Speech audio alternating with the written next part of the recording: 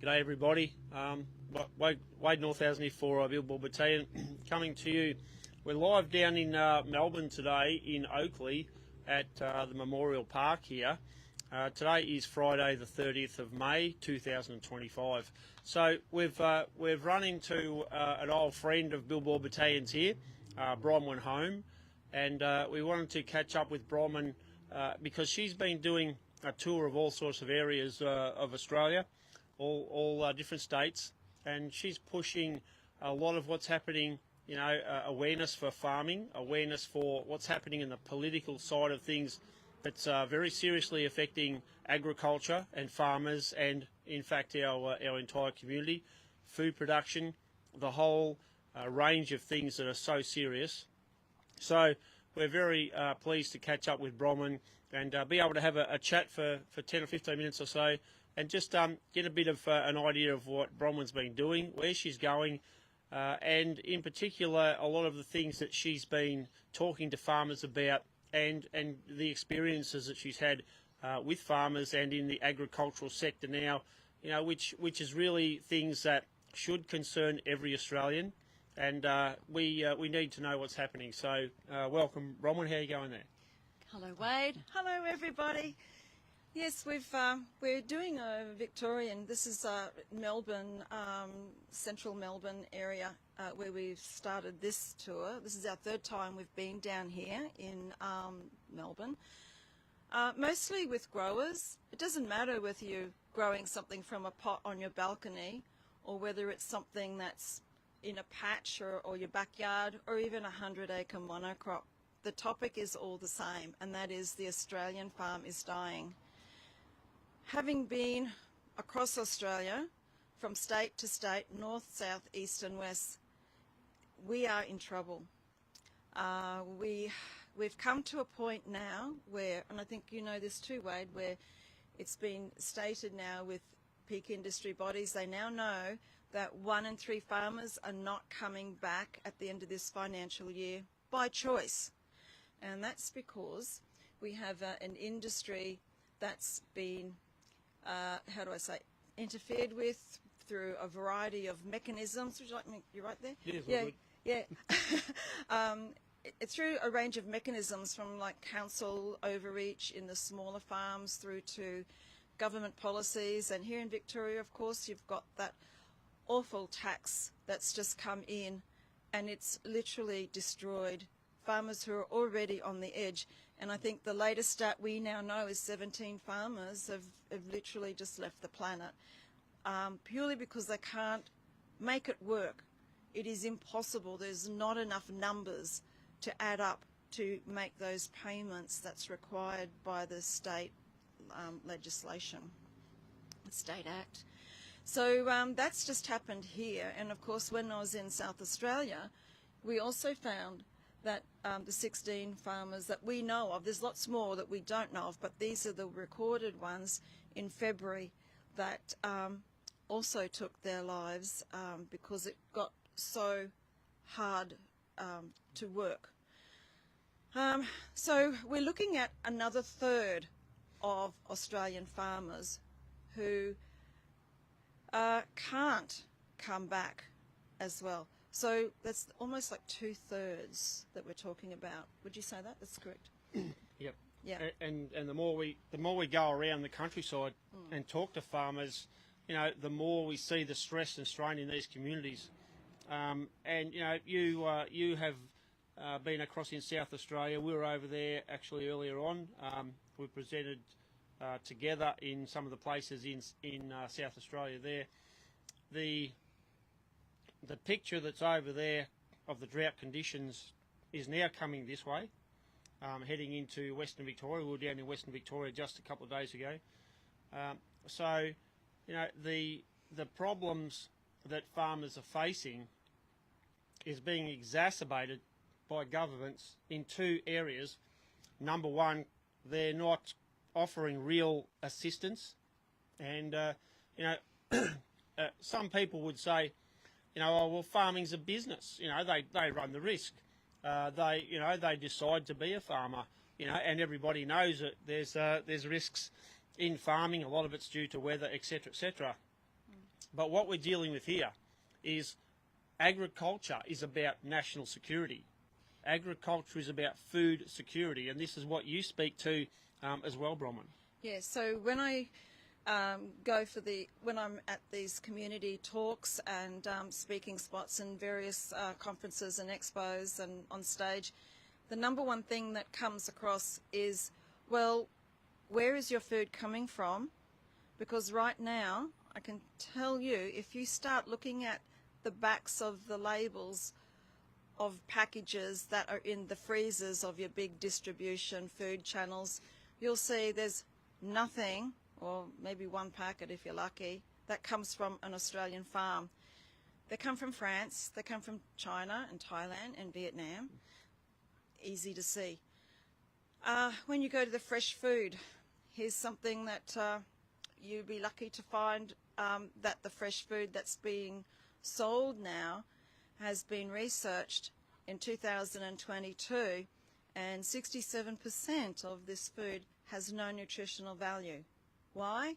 Because they're grown in artificial environments, synthetic fertilizers or synthetic greenwashing programs, even lab-grown food under AI and special lighting and special filtered waters and the innovations that's part of the AgPath's innovation programs. I don't know about you, but I'd rather eat something that comes from the way it was meant to be and always was by Mother Nature. So we're talking about these things of food. And so one of the points is, well, where does your seed come from for the food to be grown? What did your food eat to become food? What that food does to your body. So there's an article on your earthfood.com that I think everyone should read. Where do you find this information? Yeah, your Earthfood, yourearthfood.com. There's an article in there that's about GMO does not mix with our DNA. So if that's the case, why have we got GMO'd seedless lemons, watermelons, grapes, potatoes with no eyes now, etc., etc.?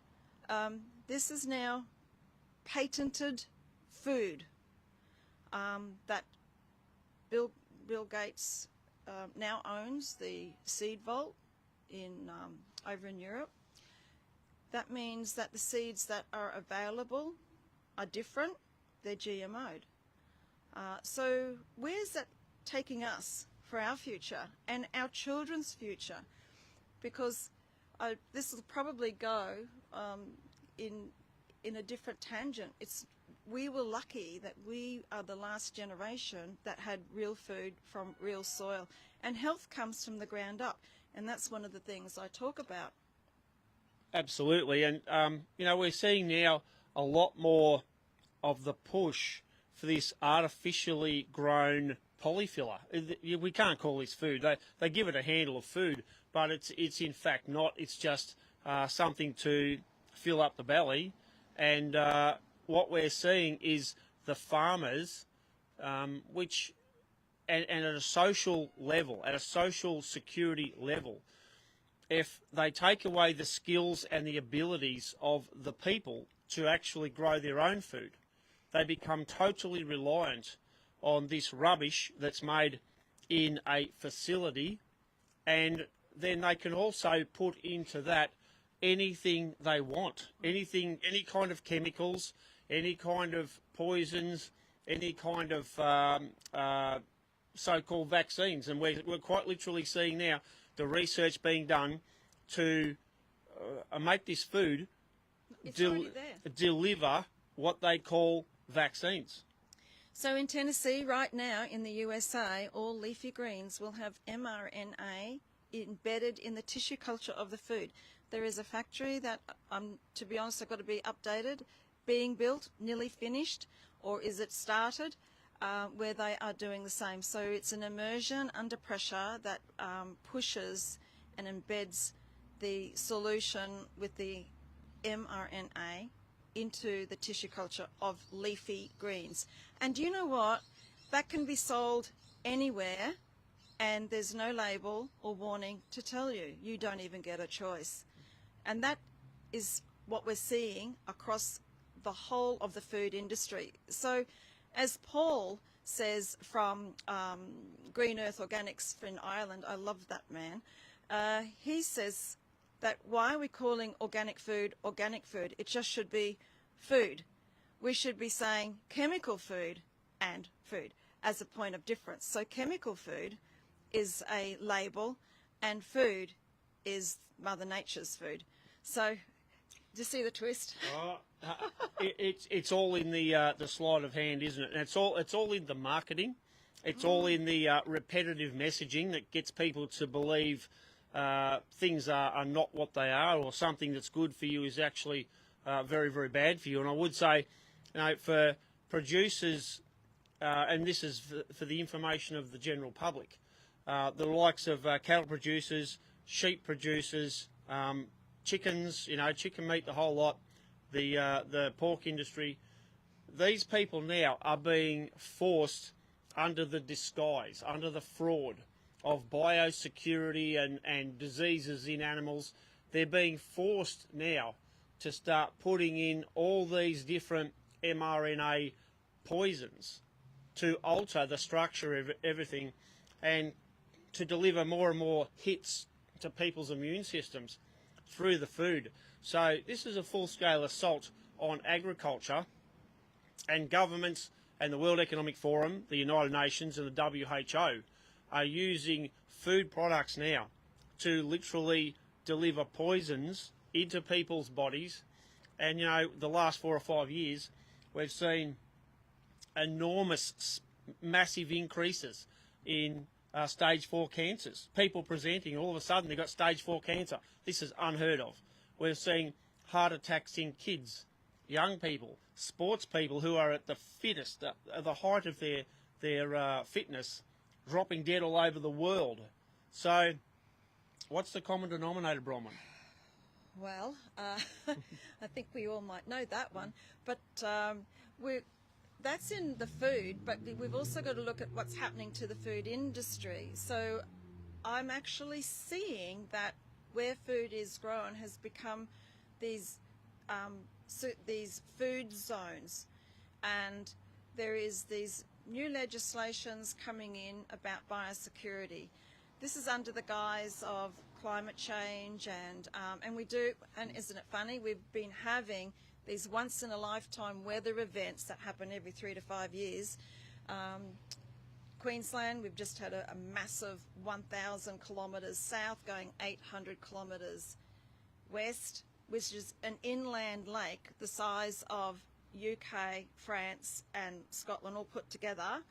And that's massive. It's like having a Pacific Ocean out west. And then we've got all those food bowls, they're gone. I don't know if people understand what this means. When we see a flood, it's not just a big wall of water where everything now drowns, every living thing that's on the ground, every living thing that's bouncing around out there, from a kangaroo through to a sheep, through to a cow. They're gone. Very few survived. It's the food bowls. So this rain just came through at the end of a harvest, the grain harvest. So we've all been driving down those highways where we've seen the big mound of grain covered under the blue tarps. They're all washed away. We've seen the Brisbane Valley, the Lockyer Valley, and keep going out west. All of those olive tree farms, those root vegetables, the above ground greens, those are gone, and those that are still there will find it very difficult to continue. And it's not just when it rains. The rainwater can subside over time. What is left on the farm? Well, the farmers have lost their rigs. They've lost all their things in the shed. In fact, there was a horrific story fairly recently with the floods, same thing, in mid-coast New South Wales, where I was, and I had troubles of my own in that New South Wales tour where I was nearly washed away myself. But there was a guy there who had, he was 4th generation, and his son was coming up as the 5th generation on this farm. This flood, they haven't had flood water there before, and all of a sudden, out of the blue, here it is, a month of solid rain fell in 24 hours. He lost 50 head of cattle, his horse, the chook farm, the beehives. These aren't people who just got 1 or 2 beehives. They've got like a field of them. That's their business, right? They're all gone. And he watched his grandfather's house get picked up and washed away with all the memories. He walked off that farm after all this time with a little plastic bag of his current medication. That's all he has. Nothing left. And this is a story I'm hearing all over. Wherever I go, there is trauma and heartache. And look, even though I am the founder of Earthfood and we focus on nutrifying living soil microbes as opposed to anything else that's in the marketplace, but the point is that that's irrelevant when you're looking at the big scale of things. The big scale of things, we are in trouble. And I actually fear for what might be. So, would you like to touch on the elephant in the room here? That, you know, we look at a lot of the things and we could nearly do a grid of Australia and say, well, this grid section has extreme drought. And right next door, this other grid section is now flooded underwater. These things, they're happening with pinpoint accuracy. They're happening with pinpoint regularity. And, you know, like I just saw a thing the other day, 1 in 500 year flood, 1 in 500 year flood could be happening every couple of years. Now, there is some very serious questions here to be asked. And a lot of people who are in agriculture or society generally speaking don't take much notice of the big picture stuff that Bill Borbataille talks about, and I think to some degree you talk about, and that is now the capacity of governments to control weather. So, you know, I've had some very interesting conversations with people over the last 10 years about this, and some people are really switched on. They go, yes, we see the chemtrails, we know what that's about, we've followed the history going back 60 years or more. Governments have been committed to weather control. You know, ex-US presidents have said, you know, if we can control the weather, we control everything. There are patents, worldwide patents now for techniques to control weather. There is legislation about weather control, licensing to do it. There are international agreements between countries on how they will use the technology of weather control. So I think that now we really have to start looking at this is actually something that is being done. This is not something that is just happening because it's the weather. So, you know, are you interested in going down that path a little bit, or is this something you'd rather just stick to what you're doing at the minute? Look, I can easily just say this. I don't have to make anything up. Everything that I say to everyone, it's already there in plain sight. Go to your government, your state government website, put in cloud seeding. There'll be enough information there to verify everything that you've just said, plus the ingredients they are using on different times. And in the Queensland government website, there is a section there that gives you the days and what they're using. And I've even seen in there, there's a dog, what was it? A dog penicillin or something that they've, I don't know. Some of the stuff, it just doesn't make sense to me. So I just stick to the normal ones because, anyway, it's all there. I don't have to tell you. It's just that it's all there. And it's the same with the biosecurity acts. They've all been breaking up the country into segments as well. Yep. Each one of those segments has a problem. It's a problem with the weather. it's a problem with a virus or a soil disease, or it's always something. So right now we have the fire ant issue in southeast Queensland, and they've put this in a zone now which goes from Noosa to Toowoomba to Byron Bay. That's a zone. And then you've got zones down throughout New South Wales for the veronia mite. Close to 4,000 beehives have been burnt to the ground. We've got, in Victoria, you've got chicken diseases and viruses, and now, as of, I think, last month, you've got a tomato virus. How does this happen? I don't know. I kind of do, but, you know, maybe you just have a look and you, on the government website tells you everything. Honestly, all people have to do is just open it up and have a little search through. Everything's there.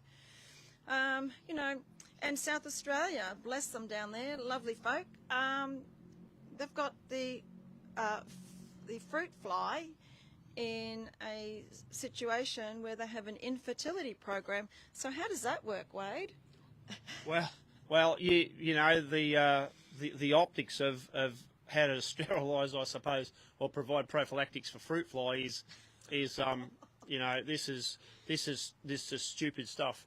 You know, so we get calls from people, Bronwyn, all over Australia to go to their region with Billboard Battalion and to highlight the issues happening in their area. Like just recently we got a call from some people up just out of West Wyalong about the new pink zones that they're putting over. All of a sudden they just declare farmers can't farm their land in the Great Barrier Reef catchment area.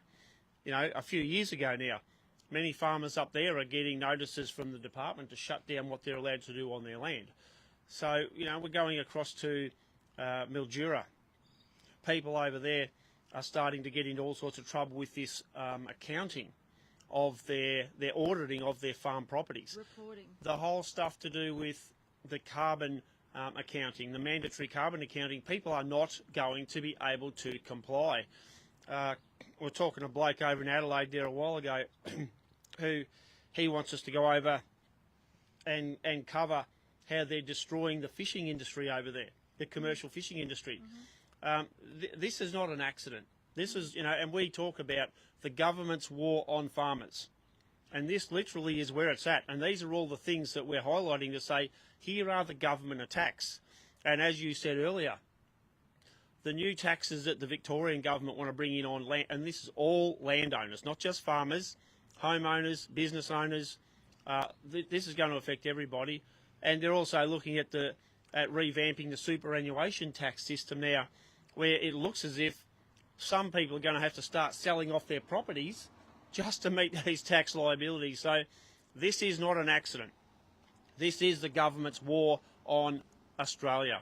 This is another hashtag we've got. Well, actually, I've been saying for a long time, it's all there in plain sight. All you have to do is go to UN2030agenda.org, and there's 17 steps of very noble, what would you call them, very noble acclamations. Yeah, no, we don't want to see people starving in the world. We don't want to see people being in poverty around the world, and that's what they all are. But underneath those, there's these plans that, and we've heard it before, you shall own nothing and you shall be happy. Well, I don't know, we're pretty well coming to it. We've only got really the rest of this year, probably less, to get ourselves together. Yeah, it's a tipping point for Australians and the Western world. We're not the only ones. When I do my talks, I explain what's happening in the rest of the world. When you go to your shops and you buy the jars of the tomato sauce, you know, the ones that you put in with your spaghetti bowl, okay? Those tomatoes probably came from Spain. Well, they're all gone. They've been washed away. And actually, Mark from Bowler Hat, UK, the farmer there. The Bowler Hat farmer. Bowler Hat farmer, yeah, Mark. He says, look, you know, just only 4 years ago, you could get a tray of capsicum for £2. Now that same tray is 130 to 150 pounds, and that's not for you, that's for the wholesaler to put his margin on to sell retail. Now, I don't know about you, but there's not that many people who could probably afford that when we're sick, tired, broke, and over it humanity right now.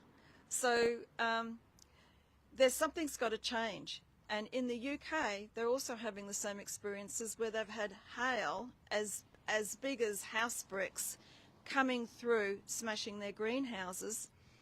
And the trend over there is to grow food in their second bedrooms under halo lights. They have their own grow rooms in their flats and units. Because that's the only way you're going to get fresh food, because you won't be able to afford it. And that's what Katie Hopkins talks about. You know, they can barely keep their heads above water. And now you're seeing farmers right across the Western world, from Canada down into Louisiana, all the way down to Texas. Everyone is in trouble. So under the guise of all of these new rules, new legislations, new acts, new biosecurity zones, biosecurity treatments, and that's the thing, we've got preventative treatments. They're not treatments anymore, they're like just in case. And my prediction is that these zones will be where people are, and people will be then, you may not be able to leave those zones because you may be carrying that virus, or you may be carrying that disease or whatever. All right. No worries, Bronwyn. Well, look, I really like to, we need to continue this. There's a hell of a lot more to talk about that's coming so critically important now. More and more people are becoming aware of it. We need to wind up now and move on. So I'd just like to say a really, really big thank you for making your time available here today in pretty cold, chilly sort of conditions in Melbourne. And, you know, continue what you're doing, because Bronwyn has been all over the countryside trying to help farmers, trying to bring information to what's happening to farmers, to the community, so that they know. We've worked before with Bronwyn, we've presented before on stage. So we'll keep this up, and we'll make sure that we punch this as hard as we can, because Australia is under attack and the world is under attack, and we need to continue to do what we're doing, notify people, make them aware, and hone their knowledge onto what's happening. So we might wrap it up in a second. Just a final word there, Bronnie, might just give your website another bit of a plug so people know where they can get this information again. Yeah. So I don't want to leave everyone on doom and gloom. You know, there's some things that you might be able to do for yourselves. So that's what I also talk about. I don't leave everybody hanging where they just want to throw petrol on themselves and light a match. We need to be able to start to become aware, first of all, and then what you can do and what is easy for you to do. And that's my talk is about those things. So go to yourearthfood.com, read the articles, get onto the events page, see where I am, come see me.